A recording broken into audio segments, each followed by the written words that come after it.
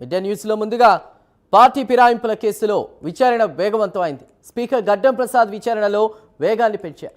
ఈ నెల 27, 28 తేదీల్లో దానం నాగేందర్, కడియం శ్రీహర్లను ఆయన విచారించనున్నారు. ఇద్దరిపై అనర్హత బెట్ వేయాలని పిటిషన్లు దాఖలయ్యాయి. ఇక ఇద్దరి స్టేట్మెంట్ను కూడా స్పీకర్ రికార్డ్ చేయనున్నట్టు తెలుస్తోంది. పూర్తి వివరాలు మా ప్రతినిధి అజీం అందిస్తారు. అజీం, విచారణకు సంబంధించి మీ దగ్గర ఉన్న అప్డేట్స్ ఏంటి?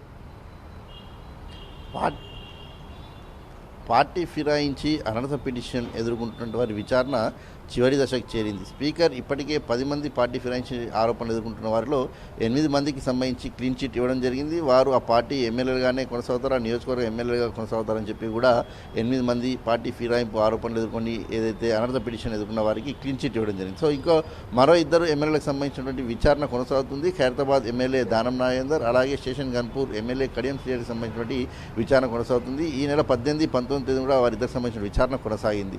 అప్పుడు దానం నాగేందర్ సంబంధించినటువంటి అడ్వకేట్ ఏదైతే దానం నాగేందర్పై అనర్హత పిటిషన్ వేసినటువంటి పాడి కౌశిక్ రెడ్డి, బీజేపీ ఎమ్మెల్యే ఏలటి మహేశ్వర్ రెడ్డిని దానం నాగేందర్ సంబంధించిన అడ్వకేట్లు ఏదైతే క్రాస్ ఎగ్జామినేషన్ చేశారో, అలాగే 19వ తేదీన అటు ఇంకో ఎమ్మెల్యే కడియం శ్రీహరికి సంబంధించినటువంటి అడ్వకేట్ కూడా ఏదైతే తనపై పిటిషన్ వేసినటువంటి కేపీ వివేకానంద గౌడ్ని ఏదైతే క్రాస్ ఎగ్జామినేషన్ కూడా చేయడం జరిగింది. సో ఈ నెల 27, 28 తేదీన మరొకసారి ఏదైతే విచారణ స్పీకర్ ఎదుట విచారణ జరగబోతుంది. ఈ విచారణలో 27వ తేదీన ఉదయం 11 గంటలకు పాడి కౌశిక్ రెడ్డికి సంబంధించినటువంటి అడ్వకేట్లు దానం నాగేందర్ని క్రాస్ ఎగ్జామినేషన్ చేస్తారు. అలాగే 12 గంటలకు ఏలటి మహేశ్వర్ రెడ్డికి సంబంధించిన అడ్వకేట్లు దానం నాగేందర్ని ఏదైతే క్రాస్ ఎగ్జామినేషన్ చేస్తారో ఆ రోజు స్టేట్మెంట్ అంతా కూడా స్పీకర్ ఇరు వర్గాలకు సంబంధించిన స్టేట్మెంట్ కూడా రికార్డ్ చేసుకుని ఏదైతే స్పీకర్ ఆ రికార్డ్ స్టేట్మెంట్ కూడా ఏదైతే పూర్తి స్థాయిలో కూడా తన దగ్గర ఉంచుకుంటారు. అలాగే 28వ తేదీ కూడా ఏదైతే ఉదయం 11 గంటలకు కడియం శ్రీహరిని కూడా కేపీ వివేకానంద గౌడ్కు సంబంధించినటువంటి అడ్వకేట్ ఏదైతే క్రాస్ ఎగ్జామినేషన్ చేస్తారు, చేసిన తర్వాత పూర్తి స్థాయి స్టేట్మెంట్స్ కూడా వారి దగ్గర నుంచి రికార్డ్ చేసుకుంటారు. అలాగే వారి దగ్గర నుండి సాక్ష్యాలు ఏవైతే ఉన్నాయో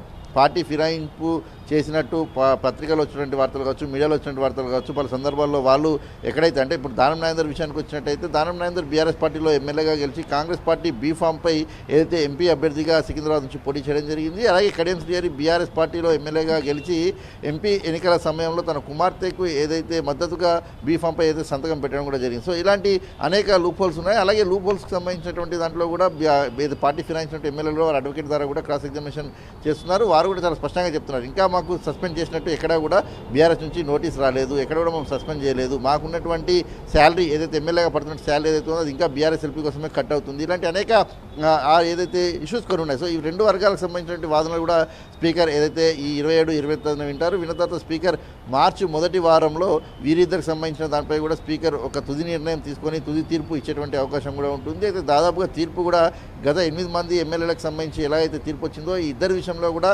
అలాంటి తీర్పే వస్తుందనే ఒక వార్తలు అయితే వినిపిస్తున్నాయి. వీరిద్దరూ కూడా ఆ నియోజకవర్గ ఎమ్మెల్యేగా కొనసాగుతూనే ఉంటారు. వారికి సంబంధించినటువంటి పూర్తి స్థాయిగా పార్టీ ఫిరాయించినట్టు ఆధారాలు లేవు అని చెప్పి కొట్టేస్తూ ఏదైతే అనర్హత పిటిషన్ కొట్టేస్తూ తీర్పు వచ్చేటువంటి అవకాశం ఉన్నట్టే ఎక్కువగా మనకైతే వార్తలు వినిపిస్తున్నాయి. మరి చూడాలి, ఎందుకంటే ఇక్కడ దానం నాగేందర్ బీఫామ్ ఏదైతే బీఆర్ఎస్ ఎమ్మెల్యేగా గెలిచి కాంగ్రెస్ బీఫామ్పై ఏదైతే ఎంపీగా పోటీ చేశారో అటు కడియం శ్రీహరి కూడా ఏదైతే తన కుమార్తెకు అటు కాంగ్రెస్ ఎంపీ అభ్యర్థిగా ఉన్నప్పుడు మద్దతుగా సంతకం చేయడం కూడా జరిగింది. అలాగే పలు సందర్భాల్లో కాంగ్రెస్లో ఉన్నట్టు ఇటీవల జరిగినటువంటి మున్సిపల్ ఎన్నికల ఫలితాలపై కూడా ఏదైతే ట్వీట్ చేస్తూ కడియం శ్రీహరి కాంగ్రెసే గెలిచిందని చెప్పుకుంటూ కూడా ట్వీట్ చేయడం కూడా జరిగింది. ఇలా అనేక కొన్ని ఏదైతే ఇష్యూస్ ఉన్నాయి. మరి ఇవన్నిటి స్పీకర్ ఎప్పటి నుంచి పరిగణలోకి తీసుకుంటారు, ఎలా పరిగణలోకి తీసుకుంటారు అనే అంశంపై కూడా చాలా కొన్ని అంశాలు ఉన్నాయి. సో ఈ స్పీకర్ ఈ విచారణ పూర్తి చేసిన తర్వాత పూర్తి స్థాయిలో కేసు స్టడీ చేసిన తర్వాత మరి తుది తీర్పు మార్చి మొదటి వారంలో వస్తుంది. కాబట్టి వీరిద్దరి విషయంలో స్పీకర్ ఎలాంటి తీర్పు తీసుకుంటారు, ఎందుకంటే వీరిద్దరి విషయంలో కూడా చాలా వరకు అనర్హత పడేటువంటి అవకాశం ఉందనే వార్తలు వినిపించాయి. అలాగే లీగల్గా కొన్ని లూపోల్స్ చూసుకుంటే కూడా వీరిద్దరిని కూడా ఏదైతే పార్టీ ఫిరాయింపులకు సంబంధించిన పిటిషన్ కొట్టేసే అవకాశం ఉందంటూ కూడా వార్తలు వినిపిస్తున్నాయి. స్పీకర్